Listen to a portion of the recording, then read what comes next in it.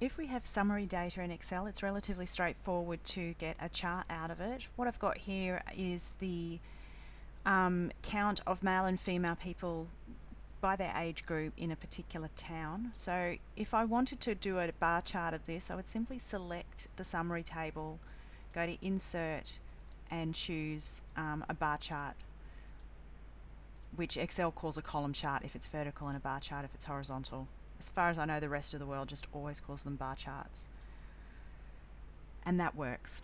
However, if we have raw data, and this means we've just got the individual data for each person, it has not been summarized or counted, then doing that particular technique in Excel won't work because we need it to count up the data first. The easiest way to do this, I find, is to select all the data, go to your Insert option, and what we want is the pivot chart. And I usually choose the pivot chart and table just so I can check the numbers as we're going. If you click that, it will open up the table range. Now if you've selected all the data, it just means that all your data will be available to you when you start doing the graph. You don't necessarily have to have it all in the same graph. And in fact, that's probably a really bad idea. And pop it in a new worksheet. Okay. So when you do that, it won't actually graph anything for you automatically. You need to go through and decide exactly what it is that you want to see.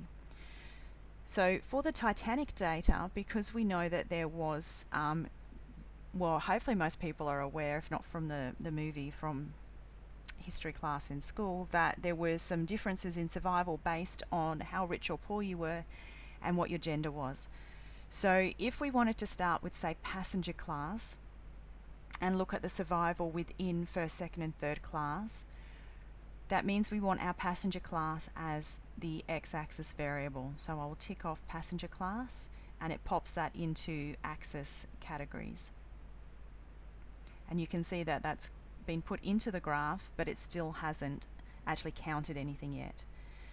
Now you don't want to tick survival because it'll just put that back, that'll put that down here as an axis variable again. What we want to do is pop it into the next box over. So I'm just going to click and drag into the sum values box. We don't actually want it to sum, we want it to count, and it has worked out that that's probably a better option.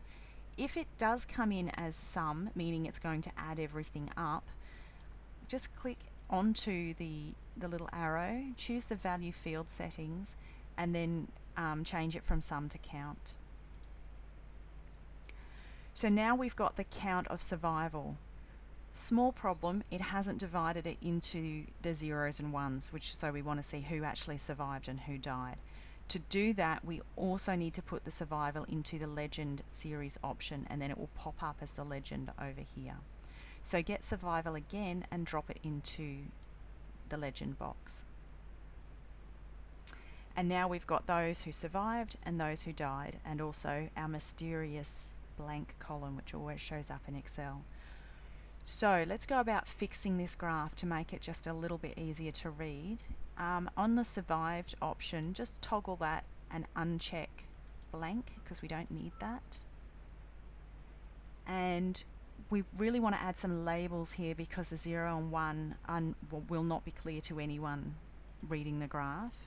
The 0 is in fact the people who died, and the 1 is survived.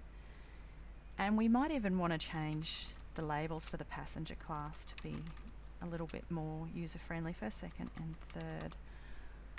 Okay, that's looking better.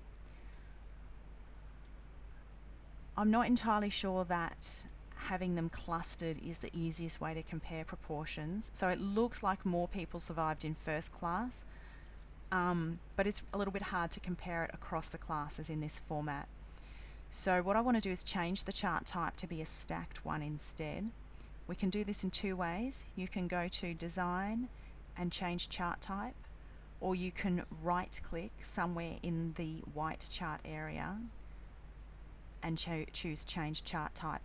If your context menu doesn't show up with this option, you may have clicked over the graph area instead of the white area. So just try clicking somewhere else, right clicking somewhere else.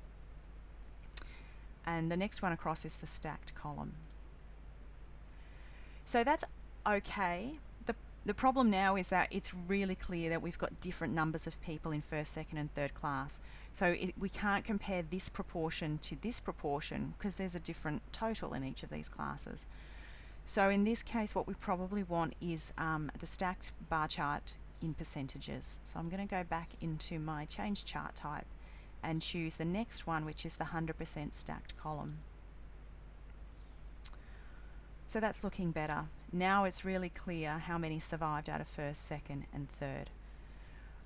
We may also want to just add in some axes labels, possibly a chart title, maybe not, possibly data labels, maybe not, possibly a data table, maybe not. That's up to you. What I will also do is I'm just going to untick those so that my chart's nice and big. You probably want to change the colours. No, not that one. Yes, so that was a double click somewhere in the white area, and then I've made my graph too big. One sec. Click on the category you want to change, so for survived, and you should get the fill option, which is the paint bucket. And I'm just going to change that to a slightly less offensive pale blue. If you were doing this for publication, it's possible you'd want a grayscale version and you might want some kind of pattern or texture fill for that. Now if we want to look at another variable, we can go away. There we go. We can simply untick passenger class and then take a look at gender instead, and it will keep all our settings, which is quite nice.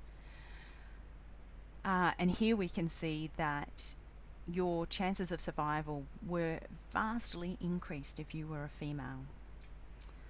What we might want to look at is, was there any difference for the women and men from the different passenger classes? So that's looking at class and gender at the same time with survival. So that means we actually want two x-axis categories. So let's tick passenger class back again, and we can see that it adds it in.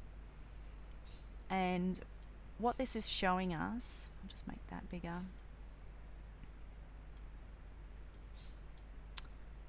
Okay, there we go. Within the females, these were the chances of survival for first, second and third. So the first class women survived at nearly 100%, so that looks like over 95 to me. Second class was a bit under 90% survival, and then third class was nearly 50-50, not so good. For the men, they were much worse off. So the first class men did slightly better than the second and third class, who seemed to be about the same, but they were all had there were much fewer men proportionally who survived than women. So if you were on the Titanic, your best chance of survival was to be a rich woman. Now it's possible you would want to look at this the other way around, and I'll show you what I mean by that, and that's reversing the orders of the class and the gender.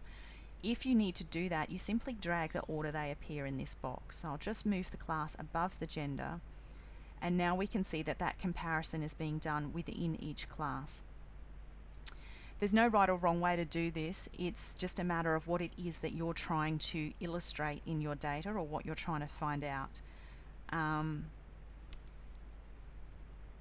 So I think probably I prefer actually the other way, but you might want it a different way. And just for consistency, I'd probably go through and capitalize the female and the male, and I'd probably remove these buttons as well. You can do that by right-clicking and hide all buttons on the chart. And if I added some labels back in, that would be nearly done.